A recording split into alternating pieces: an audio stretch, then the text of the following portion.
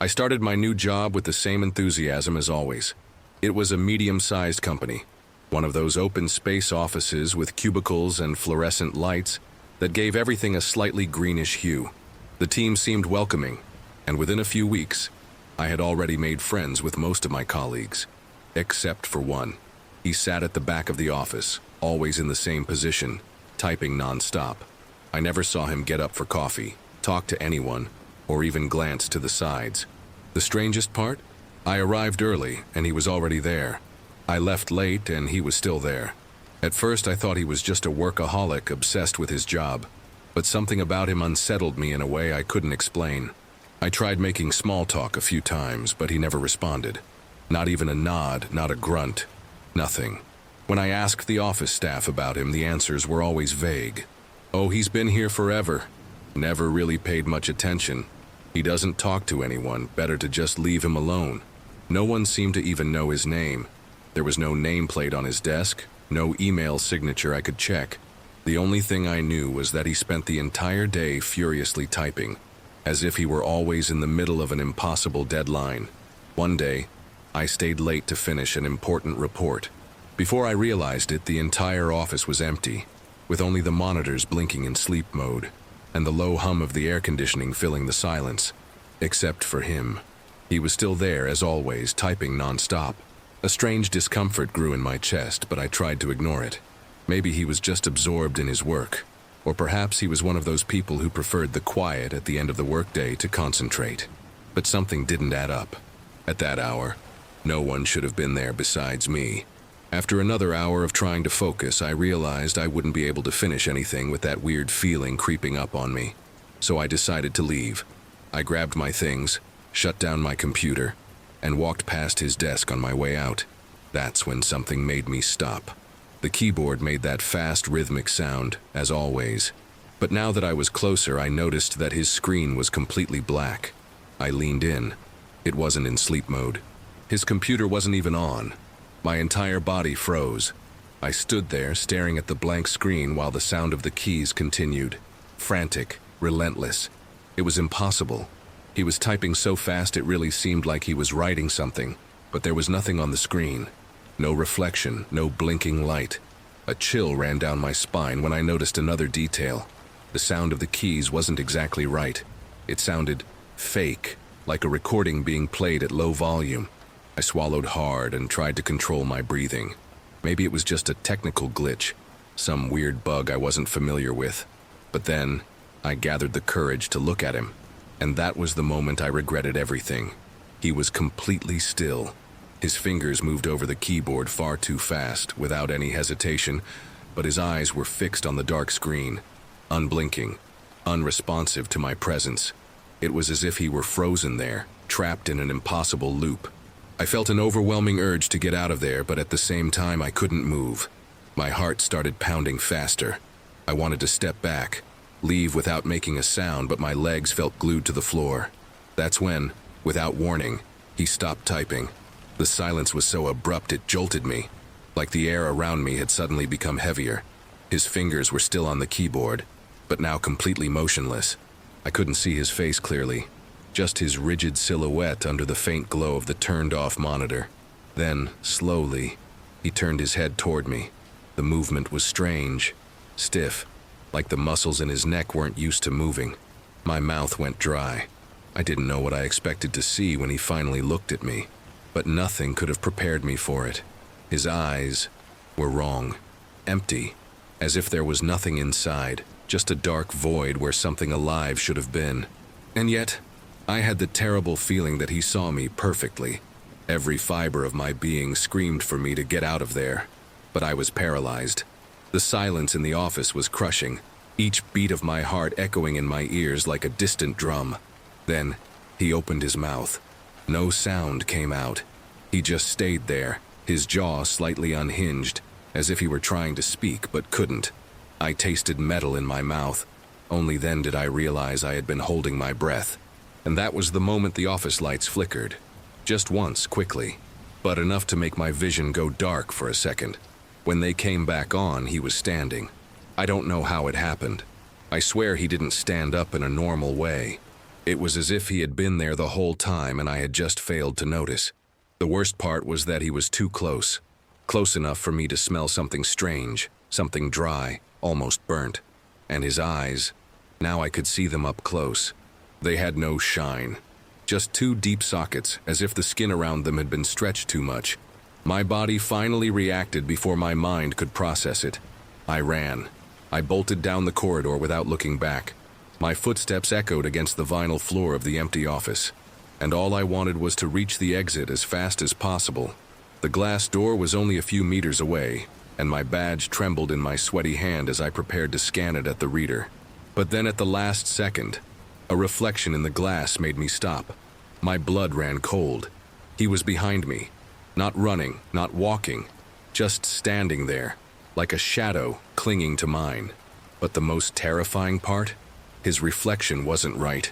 The silhouette was taller, thinner, and the eyes, they were looking directly at me, even though his head wasn't turned.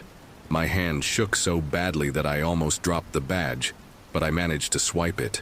The beep was too loud in the silence, and the door unlocked with a click. I stumbled out, my heart pounding against my ribs, but before the door closed completely, I heard it. A faint sound, almost a whisper, a mechanical, repetitive noise, like keys being pressed, and then a dry click like something had been disconnected. The door shut, and for the first time in my life, I felt relieved to be alone. I crossed the parking lot without looking back, my hands trembling so much I could barely open my car door. I got in, slammed the door shut, and locked everything immediately. My chest rose and fell rapidly, trying to suck in as much air as possible. I started the car in a hurry, my sweaty hands slipping on the steering wheel. As I reversed, I instinctively glanced at the rearview mirror and nearly had a heart attack. The office building was dark, all the lights turned off. But in the window of my section, right where his desk was, there was a lit screen. And worse, a silhouette sitting motionless. Even in the darkness, I knew it was him, and that he was looking at me. I hit the gas without thinking twice and drove straight home. The whole way, I couldn't get that image out of my head. How had the lights gone out if I was one of the last to leave? How had he appeared behind me like that? And why did no one ever talk about him? When I finally got to my apartment, I locked the door and collapsed onto the couch, trying to slow my racing heart. I needed a logical explanation. Maybe it was just paranoia, maybe I was exhausted, and my brain had exaggerated everything. But deep down, I knew it wasn't. Something in that office was wrong, and somehow, he was at the center of it. The next morning, I arrived at the office with a knot in my stomach. I hadn't slept well. Every little noise in my house had made me jump, but I had to act like nothing had happened. I pretended to be normal, greeted my colleagues, turned on my computer, and tried to focus on work. But as soon as I looked toward the back of the office, my body froze. He was there, as always, sitting in the same position, typing non-stop, as if nothing had happened. But something was different. His posture seemed stiffer, his movements more mechanical. And then I noticed a detail that made me want to vomit. He was wearing the same clothes as yesterday. That alone was strange, but the worst part came when I asked about him again. "Who?" was my colleague's response. "That guy over there in the back," I insisted, pointing. She looked in that direction and frowned. "There's no one there." My blood ran cold. "What do you mean? He's sitting right there."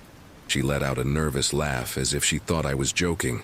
But when she saw my pale face, her expression changed. "Are you okay? You look pale. I think you need to rest." I opened my mouth to argue, but then I realized no one else was looking at him. No one seemed to notice his presence. As if, to the rest of the office, he simply didn't exist. At that moment, I felt a strange dizziness. It was like I was out of sync with the rest of the environment. My stomach churned, and I had to steady myself on the desk to keep from falling. I knew I wasn't crazy. He was there. But why didn't anyone else see him? I took a deep breath and stared again at the motionless figure at the back of the office. He kept typing, non-stop. His fingers moved fast, as always, but now I knew his computer wasn't even on. That made me decide. I needed to see up close, needed to be sure that this wasn't some kind of hallucination. So, without saying anything to anyone, I got up and walked over. Each step felt heavier, as if the very air around me was getting denser. When I finally stopped beside his desk, a chill ran down my spine. Now that I was so close, I could see details I had previously overlooked. His skin was too pale, almost colorless, and his hair looked off, like it was artificial, synthetic. But the worst part was when I looked at his hands. They weren't typing. His fingers were merely resting lightly on the keys, not actually pressing them. The sound of typing continued, but the keys weren't moving.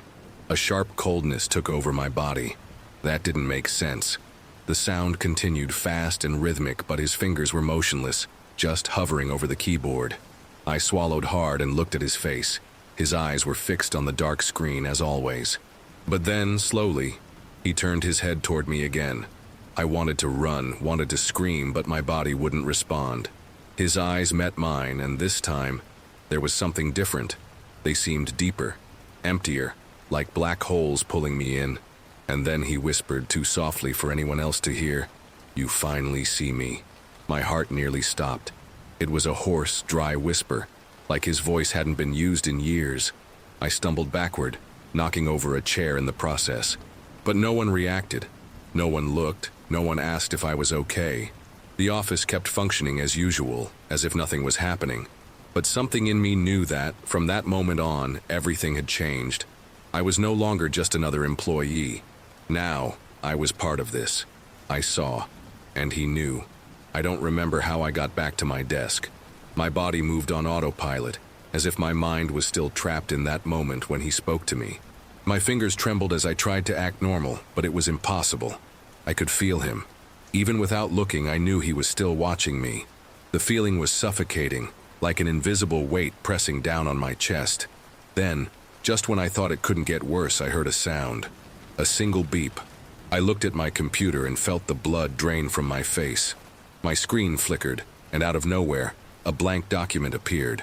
Lines started appearing on their own, as if someone were typing. But it wasn't someone, it was him. The words appeared quickly, almost frantically, filling the screen line by line. At first, they were just scattered phrases, meaningless. I was here before. They don't know. You see me. But then, something specific appeared and I nearly knocked everything off my desk. Don't leave. My stomach twisted. It was a command, a warning, or maybe a threat. I didn't know what to do. Run? Stay put and pretend nothing was happening?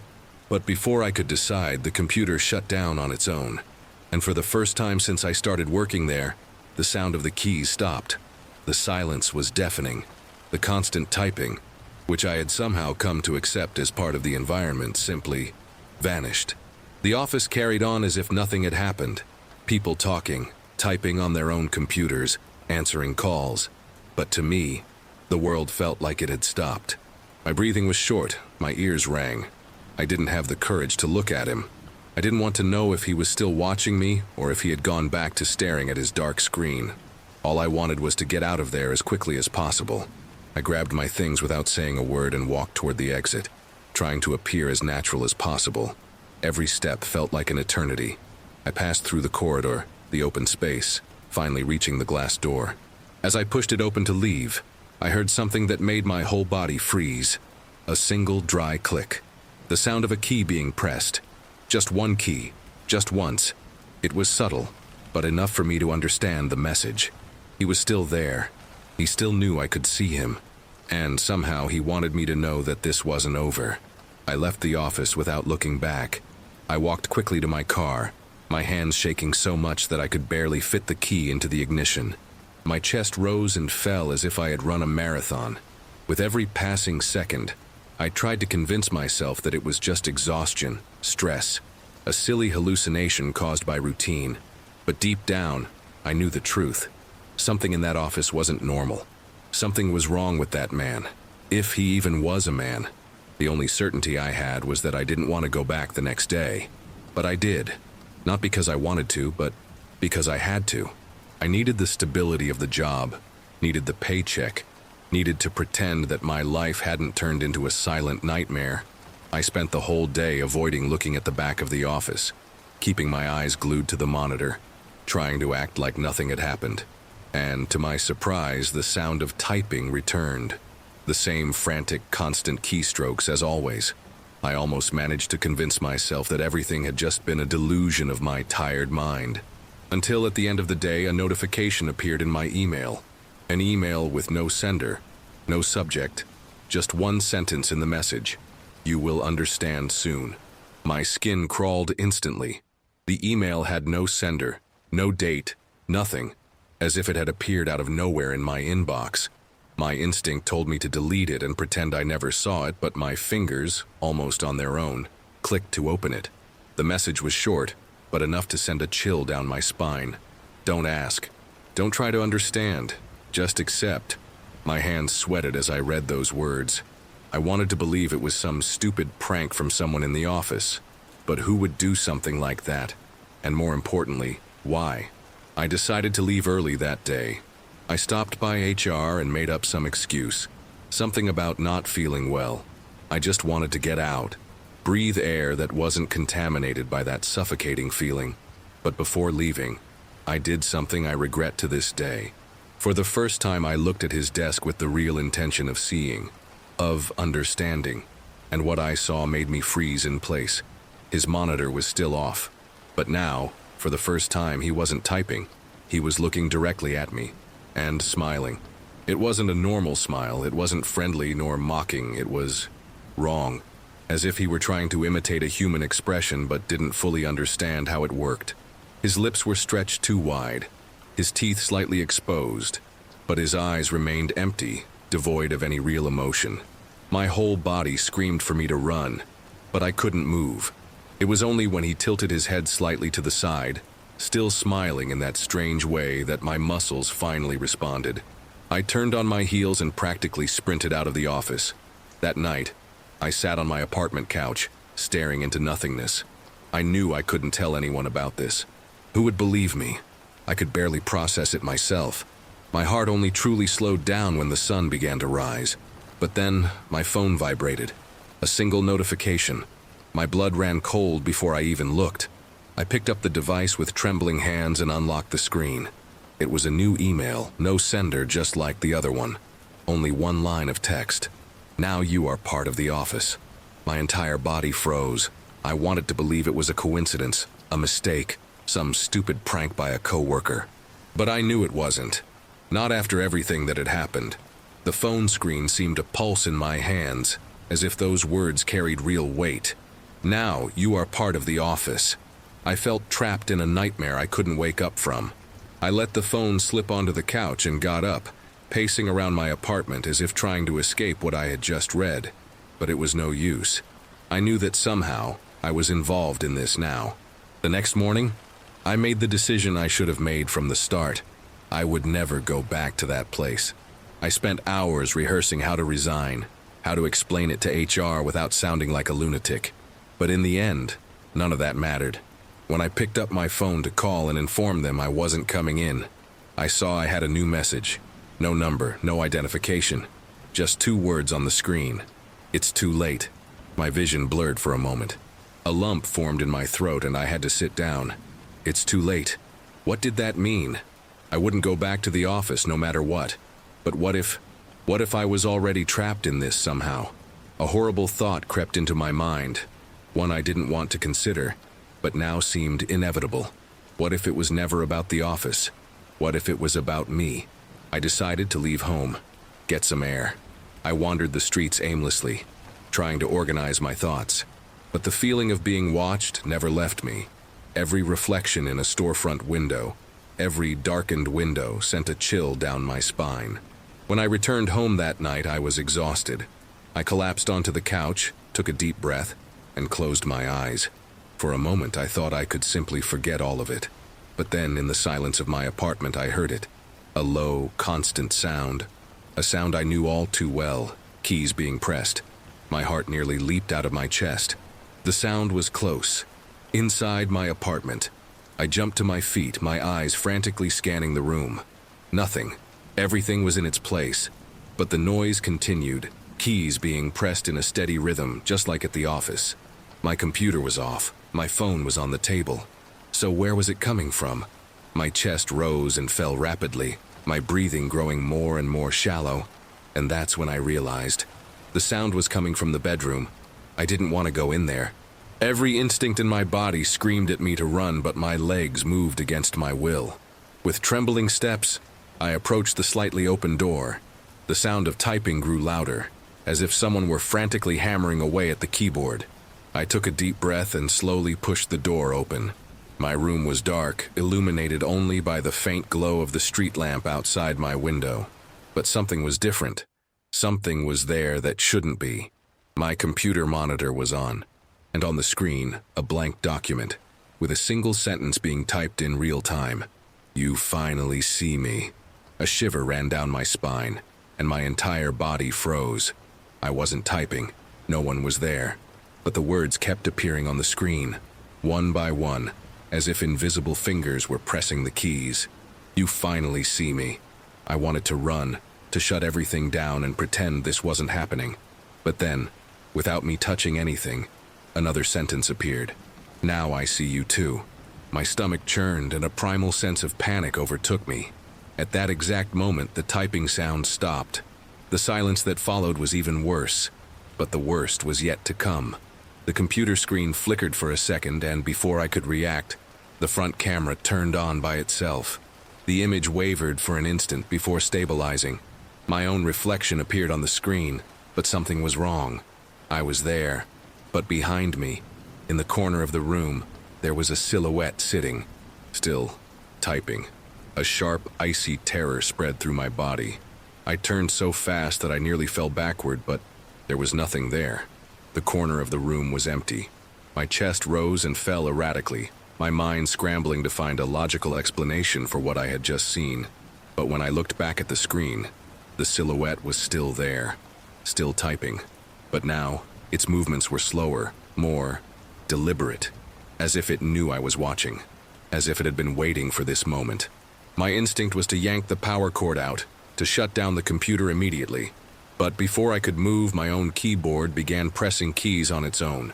The keys clicked with dry, mechanical sounds, as if an invisible presence were typing. A new sentence appeared on the screen, letter by letter. "There's no turning back now." And then, as if someone had ripped me out of a nightmare, the screen went completely black. The typing sounds stopped. The only sound left was my ragged breathing, the echo of fear still pulsing in my chest. I stood there, frozen, waiting for something else to happen, for the keyboard to start moving again, for the screen to flicker once more. But nothing. The room was engulfed in an oppressive silence, and I didn't know what was worse, the relentless sound of typing or this suffocating absence of any noise. My hands trembled as I reached for the computer. Slowly, I pressed the power button. The screen flickered and the system rebooted normally, as if nothing had happened. But I knew it wasn't over, because as soon as the desktop loaded, a single text document was open on the screen. No title, no details, just one line in the center. "See you tomorrow." I shut the computer off again and left the room without looking back. I grabbed my backpack, my keys, anything within reach. I needed to get out. I drove aimlessly for a while, my brain running on autopilot, trying to process everything. But the truth was, there was nothing to process. There was no logical explanation. I knew that no matter where I went, this was already with me. It wasn't the office. It wasn't the computer. It was him. I spent the night in a cheap hotel without telling anyone. I didn't want to risk being alone at home. But the truth was, I wasn't sure anymore if being around other people would make a difference. I locked myself in the room, left all the lights on, and sat on the bed staring at my phone. No calls, no strange messages, nothing. Maybe that was it. Maybe he had finally left me alone. But when the clock struck exactly 3 a.m., my phone vibrated. The sound made me jump and my heart pounded before I even looked at the screen. A notification. New email. No sender. My hands trembled as I opened the message. The content? A photo. My stomach turned before I even saw what it was. I tapped the image with sweaty fingers and waited for it to load. My blood ran cold. It was a picture of my bedroom, taken that night. I could see my unmade bed, my clothes thrown over the chair. But the worst part was the detail in the corner of the image. My computer screen was on, and on it the reflection of someone sitting in the chair. I dropped the phone to the floor. My chest tightened as if something were suffocating me from the inside. This wasn't just a threat. It was proof. Someone or something had been in my apartment after I left. But that wasn't the worst part. The worst part was that, in the reflection on the screen, I recognized the silhouette. The same thin body, the same rigid shoulders, the same mechanical posture. It was him. He had been in my home, and more than that, he wanted me to know. I couldn't run anymore, I couldn't hide. I knew he wouldn't leave me alone. So for the first time since it all began, I decided to do something I never thought I would. I went back to the apartment, to face him. I stepped through the door, nerves on edge, expecting anything, but everything was the same. My computer was off, my room untouched. The only sound was my own breathing. For a moment, I thought maybe I was losing my mind, that this was all just paranoia. But then my eyes fell on the desk, and my heart stopped. There was a single piece of paper on the keyboard, a handwritten note. In a handwriting I had never seen before, just 3 words. "Welcome to the team." My fingers trembled as I picked up the note. The paper felt cold to the touch, as if it had been left there just moments ago. The office, my apartment, my computer. He was everywhere. I had never been safe. Suddenly, everything made sense. What I thought was a mystery about a strange coworker was something much bigger. I hadn't just seen something I shouldn't have. I had been chosen. Part of me wanted to burn that note, to destroy any evidence of it. But another part, the one that felt a crushing weight in my chest, knew it wouldn't make a difference. I was already part of this. I could run as much as I wanted, but there was no escape. The next day, I didn't go to work. In fact, I never went back. I quit my job without notice and moved to another city, erasing any trace of my old life. But the problem is, I still see him. In store window reflections, on my phone screen when it goes black, in the misted glass of my bathroom mirror after a shower. He doesn't need an office to exist. He never did. And the worst part? Sometimes, in the middle of the night, I wake up to a familiar sound. The sound of keys being pressed. But now it doesn't come from my computer. It comes from the darkness right beside my bed. Story 2. At the time, I worked remotely and liked to switch up my work locations. Cafes, libraries, anywhere with good Wi-Fi and a decent coffee. That day, I chose a small, cozy cafe in the city center. It was one of those places with dark wood, the smell of freshly baked bread and a calming playlist playing in the background. I sat by the window, opened my laptop and started working. Everything was going well until I realized I had made a stupid mistake. I'd forgotten my phone charger at home. I checked the battery, 8%. It wouldn't last long. That's when the guy sitting at the table next to me noticed my frustration. He was tall, too thin, wearing a black hoodie and a faded cap. His face was long, with deep dark circles that made it look like he hadn't slept in days. He smiled in a way that was almost rehearsed, as if he were mimicking a normal expression. "Hey, if you need it, I have an extra charger," he said, pulling a white cable from his backpack. I was surprised but accepted. I thanked him and plugged in my phone. Everything seemed normal, but if I had known what would happen next, I would have let the battery die right then and there. I stayed there for another hour, working while my phone charged. The man next to me seemed focused on something on his laptop, but now and then, I felt like he was watching me. However, every time I looked up, he quickly looked away, as if he had never been paying attention to me. Something about him made me uncomfortable, but I tried to ignore it. When my phone reached 100%, I thanked him, returned the charger, and he just nodded without saying another word. I didn't think about it for the rest of the day. Later that night, already at home, I collapsed onto my bed, exhausted. My room was dark, lit only by the dim glow of the street lamp outside. That's when my phone, which was on the nightstand, vibrated on its own. I looked at the screen. No notification, no call, nothing. I found it strange but ignored it. But a few minutes later it happened again, and again.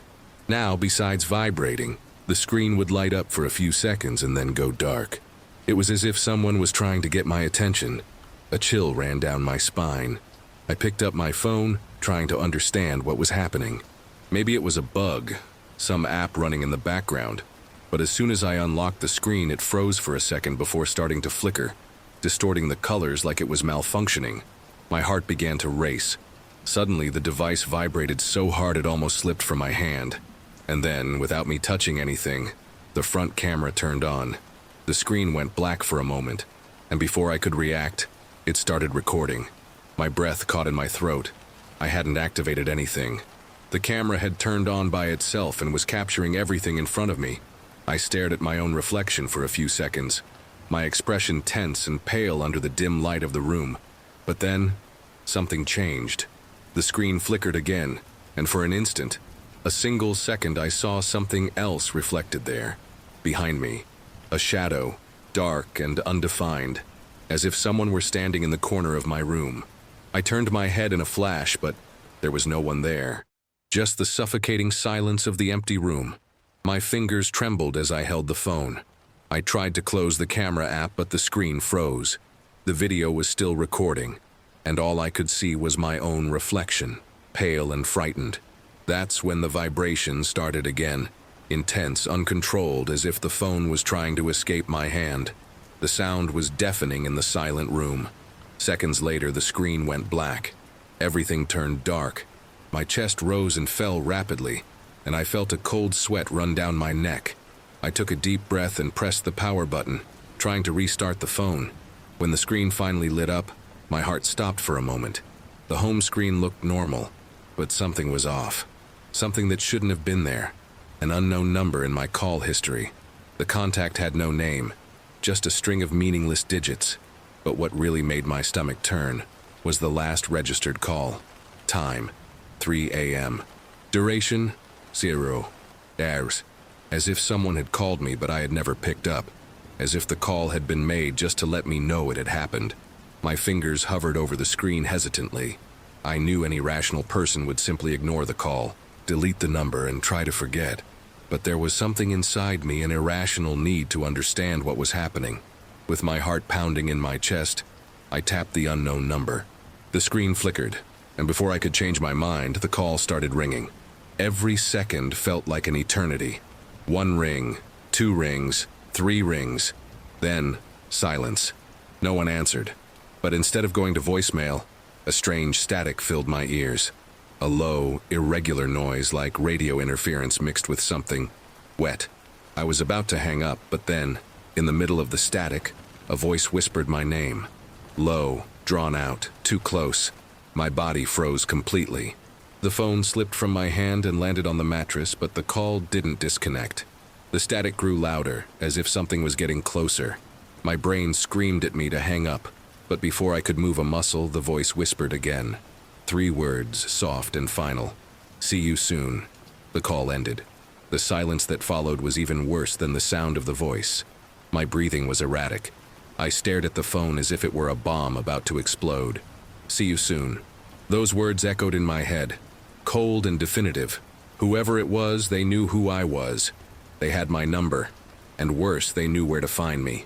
The phone was still in my hand when it vibrated again. A new email, no sender, no subject. With trembling fingers, I opened the message. Just a photo. My eyes widened the instant the image loaded. It was a picture of me, taken that very night. The angle was from above, as if the camera had been positioned on the ceiling of my room. My body was there, sitting on the bed, holding the phone exactly as I was doing now. But there was something else. In the corner of the image, almost imperceptible, a dark silhouette was standing at the bedroom door, watching me. My blood ran cold. The phone slipped from my hand and I jumped out of bed, frantically looking around. The door was closed. The room was empty. But then, in that crushing silence, the phone vibrated one last time. New message. Did you like the charger? My knees nearly gave out. Did you like the charger? The message was casual, almost mocking, but the meaning behind it was clear. That was where it all began. That man at the cafe. The strange way he looked at me. The charger I accepted without thinking. Somehow, that had connected my phone to him. The thing that now knew where I was, that saw me, that took pictures of me without me noticing. My instinct screamed for me to do something. Throw the phone away, leave the house, run as far as possible. But what if it didn't help? What if it was already too late? With my heart racing, I grabbed the phone and without hesitation, hurled it against the wall with all my strength. The impact shattered the screen. The device ricocheted off the floor, letting out one final vibration before dying completely. The silence was immediate. No static, no messages. Just me, panting, alone in my room. I wanted to believe it was over, that by destroying the phone I had severed any connection with him. But even now, as I write this, I can't forget what I saw in that photo. The silhouette at the door, because every now and then in the darkness of my room, I swear I can still feel that someone is watching me. Story Terrify. At that time I was constantly traveling for work. Street vendors, sales representatives, we all know the routine of cheap hotels, cold dinners, and long hours on the road. That night all I wanted was a room, a bed, and a few hours of sleep before my next meeting. I found a small hotel, away from the city's hustle, the kind of place you only discover when you take the wrong turn. The reception was simple, with an old counter and a wall clock that ticked far too loudly for my liking. Middle-aged woman, with small glasses and a tightly wound bun, greeted me with a hesitant smile. "Name?" she asked, pulling out a registry book. I gave her my information and waited while she flipped through the pages, but then I saw her expression change. She frowned and looked at me with confusion. "Sir, there's already a guest registered here with this name." My stomach twisted. "What? That's not possible. I just got here." She turned the book toward me and pointed. My name was there, written out clearly, registered in the system. Same ID, same signature. But I had never been there before. A chill ran down my spine. This didn't make sense. The receptionist looked as puzzled as I was, her fingers drumming on the counter as she reread the name in the log. "Maybe it was a system error?" I suggested, trying to stay calm. She hesitated, then shrugged. "Could be. Well, if you'd like, I can put you in another room." I immediately agreed. I didn't want any trouble. I just wanted to sleep and leave in the morning. She handed me a key and pointed down the right-hand corridor. Room 306. I climbed the stairs with a growing sense of unease, as if something was out of place. The hallway was narrow and dimly lit, the old carpet creaking under my steps. When I finally reached my room door, a strange feeling washed over me, like someone was already there. I turned the key in the lock and stepped inside. The room was simple but cozy, the same generic decor as any budget hotel. I sighed in relief, but before I could relax, the phone beside the bed rang. The sudden noise made me jump. Who the hell would call at this hour? I hesitated before answering. The voice on the other end was firm, almost irritated. "Sir, you just requested towels, but our staff says there's no one in your room." My mouth went dry. I didn't ask for any towels," I replied, my voice weaker than I would have liked. On the other end, the receptionist was silent for a few seconds before clearing her throat. "Must have been a mistake, sir. Sorry for the inconvenience." The line went dead with a dry click, leaving the room in an unsettling silence. My chest rose and fell rapidly. I wanted to believe it was just a silly error, but part of me knew something wasn't right. If I hadn't made the request, then who had? I tried to calm myself. I went to the bathroom, splashed cold water on my face, and took a deep breath. Maybe I was overreacting, letting paranoia take over. But as I stepped out of the bathroom, a chill crept up my neck. Something felt different. The air was damp, as if someone had just taken a shower. My eyes scanned the room until they landed on the floor. My heart stopped. There was a single wet footprint on the carpet, just one, leading from near the bed to the door. My chest tightened. Someone had been here. But I would have heard them, right? The door was locked, the bathroom empty. So how could I explain that footprint? Every second that passed, my mind scrambled for a logical explanation, but none made sense. My instincts screamed for me to grab my things and get out immediately, but my legs wouldn't move. Instead, I did something I regret to this day. I crouched down to touch the mark on the carpet. It was cold, ice cold, as if the water had been left there just minutes ago. My breathing was heavy as I stood up and looked around the room, now overwhelmed by the feeling that I wasn't alone. That's when something caught my attention. The wardrobe mirror facing the bed. Something was wrong with the reflection. I moved closer, trying to understand. My heart nearly leaped out of my chest when I realized it. The room reflected in the mirror wasn't mine. It was identical, but the bed was unmade, and in the reflection, the bathroom door was slightly open. But in my actual room, it was shut. My mind screamed at me not to look, not to check. But against every survival instinct, I slowly turned my head toward the bathroom. The door was still closed, but I knew something was wrong. In the mirror, it was open. That meant that in the other room, the one in the reflection, someone had opened it. My entire body tensed. I didn't want to stay and find out who or what could be on the other side. I grabbed my things in a rush, trying to keep my eyes off the mirror. But before I could leave, something made my blood run cold. The reflection moved, but I hadn't moved. My heart nearly stopped. In the glass, my image took a step forward, tilting its head slightly as if observing me. But I remained still. A sharp, icy chill ran down my spine. It was as if the other me, the one in the mirror, was acting on its own. My body finally reacted, and I bolted for the door, twisting the handle forcefully. But the moment I opened it to leave, I heard a soft noise coming from the mirror. A whisper, like a breath of cold air. Just 2 words, spoken in a voice that sounded exactly like mine. Good night. I ran out of the room without looking back, the weight of that whisper lingering in my mind. Good night. As if whatever it was had been saying goodbye to me. My footsteps echoed down the empty hallway as I tried to keep my breathing steady. I didn't take the elevator. I didn't want to be trapped in a confined space. I ran down the stairs and reached the reception, sweaty, trembling, my heart hammering in my chest. The receptionist looked at me with surprise. "Is something wrong, sir?" My mouth opened to respond, but then I stopped. What could I even say? That my reflection had moved on its own? That there was an identical room in the mirror? I swallowed hard and just shook my head. I need to check out. My voice came out weak but firm. The woman frowned but typed something into the system. After a few seconds, she looked at me with a strange expression. "Are you sure, sir? You just arrived." My stomach sank. My gaze dropped to the registry book on the counter. My name was still there. Twice. As if, somehow, I was in both rooms at the same time. My vision blurred for a moment. I felt my body go cold, as if my blood was being drained by the realization of what that meant. If I was here at the reception desk, then who was in the other room? My mind screamed for me to run, but the receptionist kept staring at me, waiting for an answer. I didn't want to look at that registry book again, but I couldn't help it. My name was there, signed twice. But the worst part? The check-in times were identical, as if, in some impossible way, 2 versions of me had entered that hotel at the exact same time. I took a deep breath, swallowing my panic. "Yes, I just want to leave." She hesitated, then quickly typed something and handed me a receipt. I took it without looking, without asking anything. I just left.